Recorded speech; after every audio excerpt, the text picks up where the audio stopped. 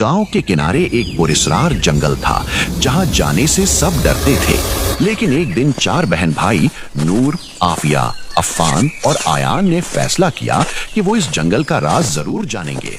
जैसे ही वो जंगल में दाखिल हुए, दरख्त खुद ब खुद हिलने लगे और अचानक एक चमकता हुआ दरवाजा उनके सामने जाहिर हुआ। अंदर एक जादुई दुनिया थी। वहां एक नन्हा सा जख्मी ड्रैगन जमीन पर पड़ा था। हमें इसे फौरन पानी देना चाहिए। मैं पत्ते लेकर मरहम बनाता हूँ। वक्त आएगा। सब साथ रहो, हम इसे ठीक कर देंगे। जैसे ही ड्रैगन ठीक हुआ, वो अचानक एक बड़े सुनहरी ड्रैगन में बदल गया। तुमने बहादुरी और मेहरबानी दिखाई है, मैं तुम्हें एक खास तोहफा देता हूँ। अचानक चारों के हाथों में चमकते हुए लॉकेट आ गए। हर एक में एक खास ताकत थी। फिर वो दरवाजा दोबारा खुला और वो सब वापस अपने गांव आ गए।